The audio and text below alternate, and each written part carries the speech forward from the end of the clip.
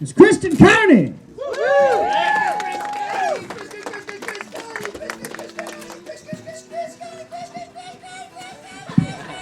Okay. Oh my God. That was beautiful. We got Mozart over there in the corner. Thank you, Mozart. How you guys doing? You guys staying warm? Mozart, clearly. He introduced me as a lady, but clearly I know you guys are thinking, wow, amazing chest. I know. And I'm totally, at this point in my life, I'm totally cool not having a chest. Because I feel like I get a decent amount of attention from guys, because they're just, even though it's just because they're staring at me, desperately looking for something. I'm like, are there even nipples under there? I don't even think there's any skin. That's how fat she is. She must have had cancer. Oh. I'll take it. Hey, attention, right? I try to wear a push-up bra, but it doesn't really make a difference because you can't really move bone. Bone's pretty set on where it is. But when they make a bra for pushing up bones, I'm gonna look fucking hot. You guys, I'm gonna look really, really good. So what's the deal with these animal hats? Can you fill me in here? Like, what the fuck is going on with these hats? Like, please. What is this? It's a spirit hat? Spirit hood. It's a spirit hood. Am I desecrating on your spirituality right now? Because I would feel like a total and complete asshole. I feel like these like spirit hat makes like yarmulkes look totally normal. What'd you say? A guy? Oh, L'chaim. Yeah, I'm not Jewish. Like, no. Yiddish? No, I don't think so. I'm fucking Italian. Jersey Shore. Hey. When you gonna end up in college, you fucking loser. Hey. I find that I'll find the yarmulke to actually be like a religious symbol when it starts staying on the head without bobby pins. Like, that would be fucking awesome. It was just floating there. But I'm Catholic. Like, I'm kind of like the kind of shitty Catholic. Like, I only wear the crucifix when it like looks good with my outfit. Those kind of Catholics. Like, if it doesn't look good, I'll totally ditch the necklace and keep on the sweater. You know what I mean? I missed my brother's birthday to be here tonight, guys. So this is a big sacrifice. I know. I don't really give a shit either. I called him though. I left him a voicemail and I was like, "Hey Johnny, happy birthday. So sorry I couldn't be there. Just remember that 30 years ago on this day, you touched Mom's vagina."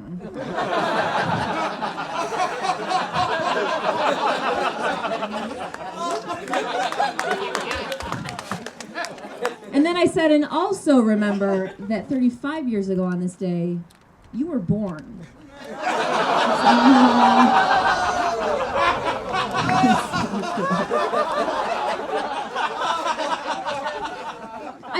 I always kind of feel wrong doing that joke, not because it's about my mom's vagina, like I could talk about that all day long, but like if you knew my mom, like I'm pretty sure like she's so innocent she doesn't have one. Like I'm pretty sure I was birthed like somewhere up here, like in some extra body part covered in like lace and doilies. You want to have kids, you lift up the flap, out we come.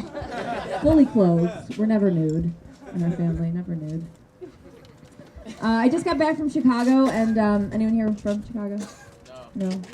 Well, great. Thank you. Can I go jump off this fucking... If your set didn't go well and you jumped off, you would just break your ankle. You just look like a fucking loser. Like, you wouldn't kill yourself. You would just be, like, injured, hobbling away, like... But Chicago's gorgeous. The skyline is beautiful. And I've always loved city lights. They've always, like, given me chills. You know, like, oh, they're so beautiful. Until I realized that all those city lights up there are really just janitors cleaning. It's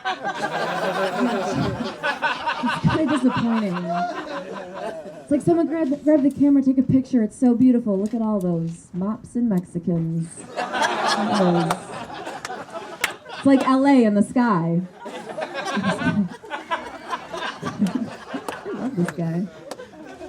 He's a funny guy.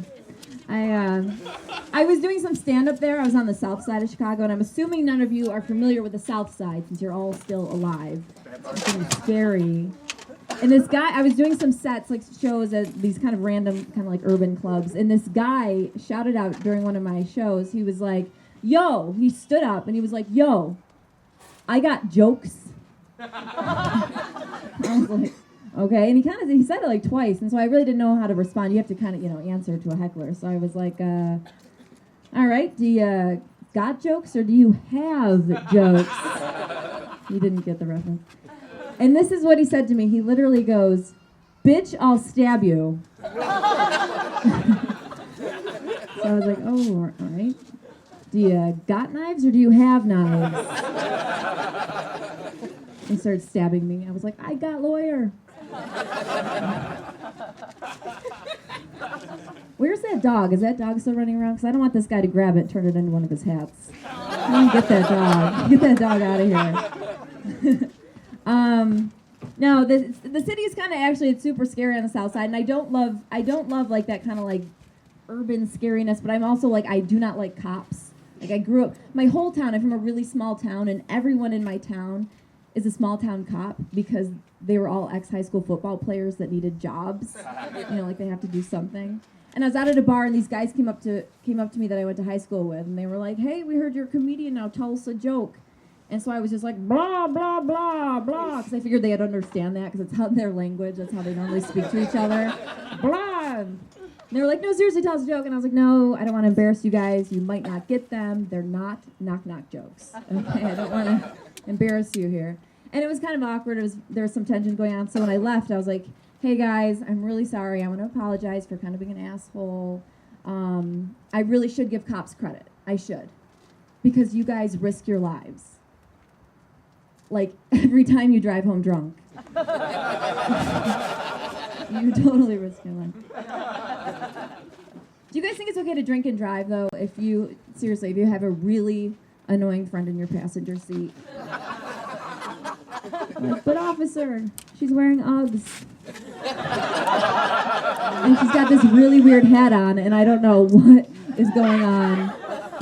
You want to let us drive this one out? No? You get in this. Well, I'll go for a spin. Do you guys think it's okay to drink during pregnancy if you're probably going to send your kids to a community college anyway?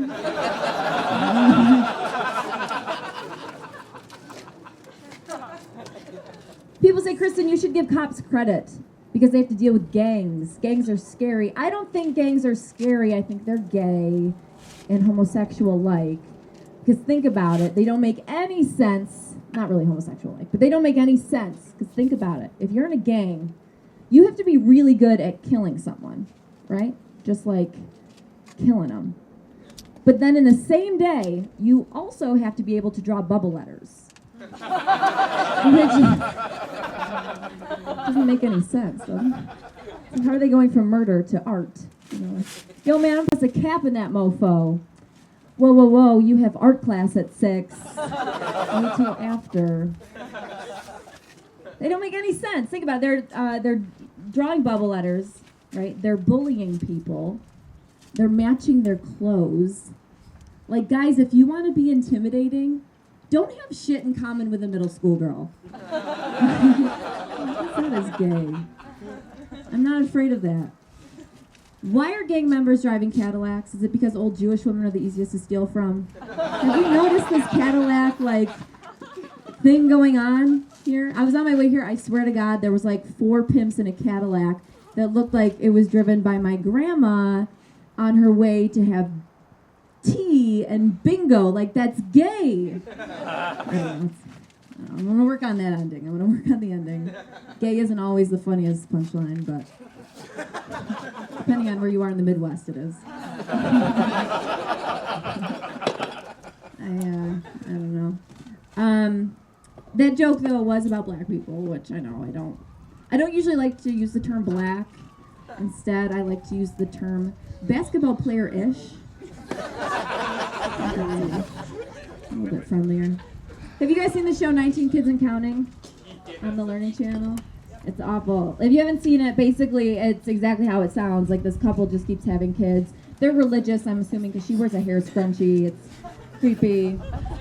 Just keep racking out these kids. But I think the show would be way cooler if it wasn't 19 kids and counting, but if it was 19 kids and subtracting. Like if they started out at 17, because the show actually started out at 17 kids, now they're up to 19. If it started out at 17 and they were down to 15, I'd be like, holy shit, I need to watch the show. Oh, man. So father coming out of the woodshed covered in blood is like way cooler than the mother. You know what I'm saying? Oh my god, that's gross. A friend of mine got this huge pulsating. Well, she's not a friend of mine. She got a huge pulsating herpes on her lip. Like it was like boom, boom, boom, boom. Like that's how it sounded. Like I was looking at her like boom, boom, boom, boom, boom, boom. And I was just messing with her, and I was like, "Hey, is that a herpes on your lip?" Just kind of like I thought would be like, and she was like, "No." I was on my way home from work last night. This is a real story she told me. She was like, I was on my way home from work last night, and this guy robbed me and punched me in the mouth. And I was like, hey. I go, wow, well, did he happen to punch you in the mouth with his penis?